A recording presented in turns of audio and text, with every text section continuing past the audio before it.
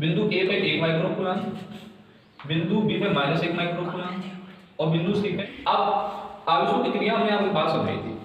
सजातीय आवेश तो कैसा बल लगाएंगे, प्रतिकर्षण, और विजातीय आवेश तो कैसा बल लगाएंगे, आकर्षण।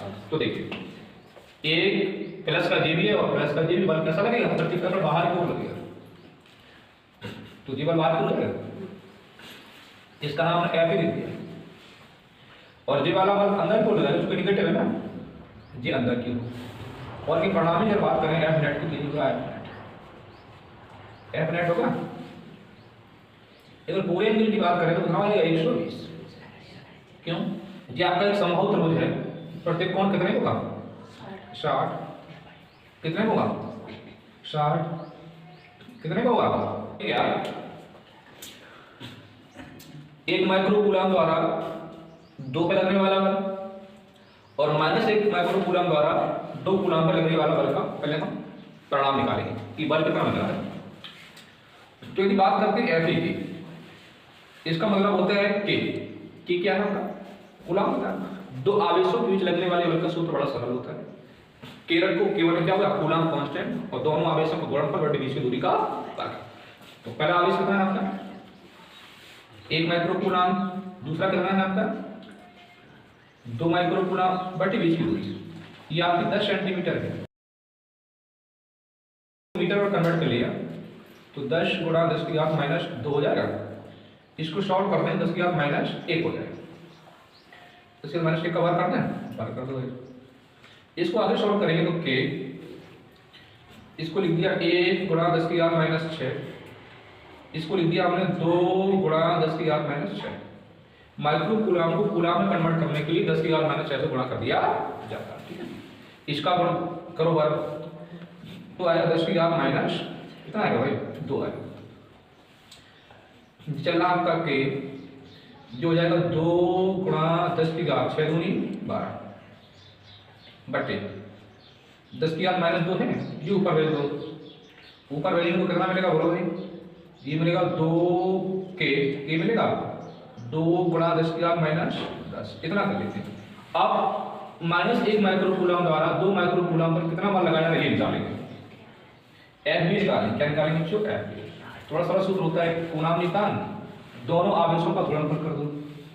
तो 1 माइक्रो कूलम माइनस चिन्ह नहीं रखते भाई, ठीक है, ये रुपया हमें 2 माइक्रो कूलम बटे बीच की दूरी का, दूरी कितनी है 10 की घात -1 है, तो दूरी सॉल्व कर दें के गुणा 2 10 की घात बोलो भाई -6 से 12 हो जाएगा बटे 10 की घात -, तो इसको सॉल्व करेंगे तो ये आएगा आपका के गुणा -10, जी ऊपर जाकर पॉजिटिव हो जाएगी, 12 में से 2 जाकर बचेगा 10।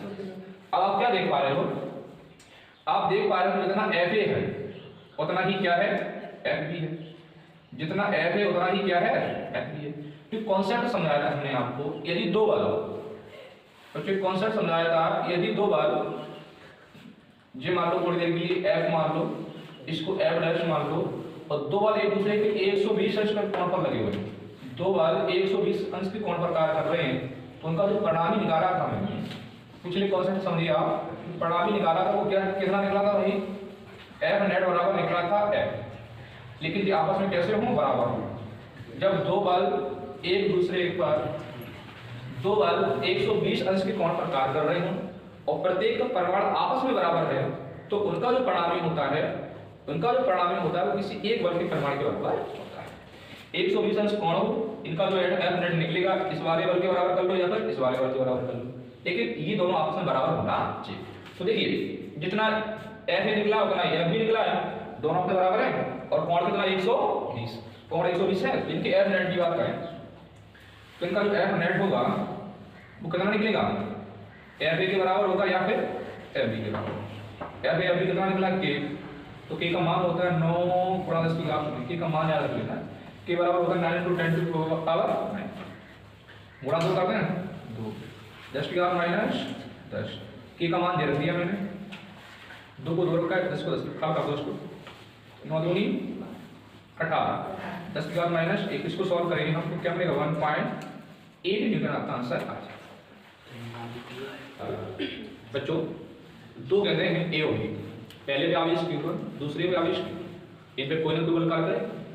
इसका हमने किया क्या है, इन गेंदों को स्पर्श करा के उतनी दूरी पर रख दिया। जब स्पर्श कराया है उतनी दूरी पर रखा है तब बल घटेगा कि बढ़ेगा, इस बात की पुष्टि करें। तो सुनिए, आपकी पहली गेंद है, इस गेंद का नाम हमने ए दिया, दूसरी गेंद भी इस गेंद का नाम हमने भी दिया। इस पे चार्ज Q1 है, इस पे चार्ज कितना है Q2 है। अगर इनके बीच की डिस्टेंस की बात करें तो कितनी है r मान। तो अगर इस समय लगने वाले वैद्युत बल की बात करें, यदि इस समय लगने वाले वैद्युत बल की बात करें तो जो F बराबर क्या आएगा, F बराबर के Q1 Q2 बटे r²। समीकरण 1 हो गया।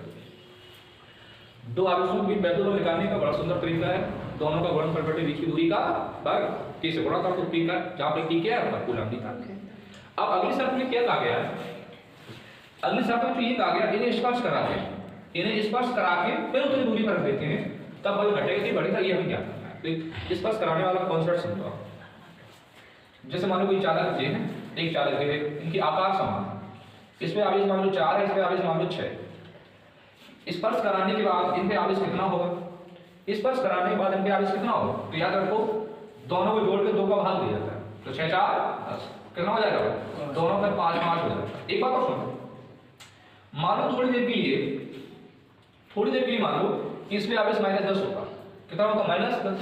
इन दोनों का योग कितना होगा, तो ऐसा कर लो जी -4 होता मान लो थोड़ी देर के लिए, तो फिर आवेश दोनों कितना होता, तो दोनों में 10 और -4 6 आता, 2 का भाग कर देते कितना हो जाता है 3 3 हो जाता। तो स्पर्श कराने के बाद यदि आवेश की गणना करनी है तो दोनों को जोड़ के 2 का भाग। ये कंडीशन तब है जब दोनों आकार में समान, ठीक है। और सवाल में लिखा हुआ है कि आकार में कैसे हैं, समान है, ठीक है। तो आकार में समान है बच्चों, तो क्या करेंगे हम, अब इनके आवेश कितना हो जाएगा। अब इनके आवेश की बात करें तो Q1 Q2 पहला था, Q1 प्लस Q2 बटे 2, पहली वाली गेंद पर आवेश हो जाएगा Q1 प्लस Q2 बटे, और दूसरी वाली गेंद पर यदि आवेश की बात करें तो दूसरी वाली गेंद पर उतना ही आवेश हो जाएगा जितना पहली वाली है, Q1 Q2 बटे 2। डिस्टेंस बच्चों कोई फर्क नहीं किया, डिस्टेंस आपकी r ही है। अब लगने वाला बल कितना होगा, तो हमने कल बताया था F कैसे निकालते हैं, F डैश मान लिया K दोनों आवेशों का गुणनफल कितना हो जाएगा, बोलिए भाई, जो है Q1 प्लस Q2 बटे 2 इंटू दूसरी वाली कितना है Q1 प्लस Q2 बटे 2 बटे बीच की दूरी के बाद यानी कि r²। इसको सॉल्व करो के तो ये हो जाएगा आपका Q1 प्लस Q2 बटे 2 का होल स्क्वायर हो जाएगा बटे क्या होगा r²। अब जब गेंदों को हमने स्पर्श नहीं कराया था, तब बल क्या था, F बराबर के Q1 Q2 बटे r²। जब गेंदों को हमने स्पर्श करा के उतनी दूरी पर रखा है तब लगने वाला बल क्या है, F Q1 Q2 बटे r² होल स्क्वायर बटे r²। सवाल आपने ये खड़ा हो जाता है K कॉमन है, r² कॉमन है। अब Q1 Q2 बटे 2 है, इधर क्या है Q1 Q2 है, तो आपको बताना है Q1 प्लस Q2 बटे 2 ज्यादा होगा कि Q1 और Q2 ज्यादा होगा। एक एग्जांपल लेके चलते हैं, पहले ऐसे अज्यूम करना, पहले ऐसे मान लो थोड़ी देर के लिए इसमें जो चार्ज है वो 6 मान लो, इसमें जो चार्ज है वो थोड़ी देर के लिए कितना मान लो 4, ठीक है। इन दोनों का गुणा करो, इन दोनों का गुणा करो कितना हुआ, ये चौको 24 हुआ भाई, इन दोनों को गुणा किया चौको 24 हुआ। अब Q1 बटे Q2 निकालो, Q1 प्लस Q2 बटे 2, तो Q1 कितना हो जाएगा 6 प्लस 4 बटे कितना हो जाएगा 2, ठीक है। इसका वर्ग भी निकाल दो, तो कितना हुआ 6 4 10, 10 बटे 2, इसका वर्ग और कितना आएगा 5 25 हो जाएगा। देखो ये 24 आ रहा है, कितना आ रहा है 25 आ रहा है। एक एग्जांपल और करते हैं, अब हम 6 4 में थोड़ी बड़ी संख्या ले लो, चलो 4 और 2 ले लो, 4 को चेक कर लो, 4 दूनी गुणनफल 8 आया। अब Q1 बटे Q2 का होल स्क्वायर कितना आ रहा है, Q1 बटे Q2 का होल स्क्वायर नीचे करो, 4 प्लस 2 बटे 2 का होल स्क्वायर कितना भाई 4 2 6 3 आया, 3 का जी आपका 8 आया, तो जो 9 आया नहीं। प्रत्येक कंडीशन में Q1 इंटू Q2 से ज्यादा आ रहा है Q1 प्लस Q2 बटे 2 का होल स्क्वायर। तो जे वैल्यू ज़्यादा हो जाएगी, जे वैल्यू आपकी, जब जे वैल्यू ज़्यादा हो जाएगी तो फिर जे मान भी तो ज़्यादा हो जाएगा एफ डैश का। तो इसीलिए लिख देंगे F dash greater than F. इसका मतलब क्या हुआ? इसका मतलब ये हुआ कि यदि पहले तो क्या रखी थी आपको, उन पर जो लगने वाला बल है और स्पर्श करा के उतनी दूरी पर रख दो, फिर जो लगने वाला बल को क्या ज़्यादा। दो बिंदु हैं जिनमें प्रत्येक पर 3 माइक्रो कूलम आवेश स्थित है, एक निश्चित दूरी पर रखते हैं। पहले फिर क्या किया गया, पहले वाले को आई कैप जी कैप एक रखा और दूसरे वाले को 2 आई कैप 3 जे कैप और 3 की कैप रख दिया। तब हम बिंदु पर निकालना है, ठीक है। तो पहले उनकी बीच में डिस्टेंस निकालना है। डिस्टेंस आर कितनी हो जाएगी, आर हो जाएगी R2 माइनस R2 कितनी है आपकी, R2 है आपकी 2 आई कैप 3 जे कैप 3, R1 कितनी है आई कैप माइनस जे कैप और माइनस ए कैप। 2 आई से आई गया तो बचेगा आई, 3 आई सॉरी 3 जे से जे जाएगा तो क्या बचेगा 2 जे और 3 के सिक्के जाएगा तो बचेगा आपका 2 के। हमने समझाया था किसी अगर मॉड निकालना है, किसी वेक्टर का यदि मॉड निकालना है तो क्या करते हैं, अंडर आई गुणांक का वर्ग जी के गुणांक का वर्ग और के गुणांक का वर्ग करिए भाई। इसका 1 है तो 1 का वर्ग है भाई, इसका 2 2 का वर्ग 4, इसका भी 4 हो जाएगा, 4 4 8 अंडर रूट 9 हो जाएगा, अंडर रूट 9 हो जाएगा, अंडर रूट 9 कितना आएगा 3 आएगा, ठीक है। अब एफ का फार्मूला क्या निकलवाया था कि Q1 Q2 बटे R स्क्वायर। तो K की वैल्यू कितनी हो जाएगी, K की वैल्यू हो जाएगी 9 × 10 टू द पावर 9। Q1 का मान कितना है 3 micro coulomb, micro coulomb coulomb में कन्वर्ट किया, माइक्रो कूलम को कूलम में कन्वर्ट करने के उसके बाद 6 से बड़ा कर देते बटे R स्क्वायर। आपका मान 3 है, 3 का वर्ग कितना हो जाएगा 9, 3 से कैंसिल हो जाएगा, कितना बचा ऊपर 9, 10 की घात 9, 6 से 12, 12 में कितना 3 हो जाएगा। तो आपका F आएगा कितना आएगा 9 × 10 टू द माइनस 3 न्यूटन, ये आपका फोर्स है। ये पॉजिटिव ये नेगेटिव ये पॉजिटिव बल कैसा लगेगा आकर्षण। जे वाला आवेश इस वाले आवेश को अपनी ओर खींचने का प्रयास करेगा, इसको मैंने मान लिया F, ठीक है। ये पॉजिटिव तो ये वाला आवेश इस वाले आवेश को बाहर को लगाएगा, ठीक। इसको मैंने क्या मान लिया थोड़ी देर के लिए F। बहुत इंपॉर्टेंट बात है, सॉरी ये वाला आवेश नेगेटिव है, ये वाला आवेश पॉजिटिव है।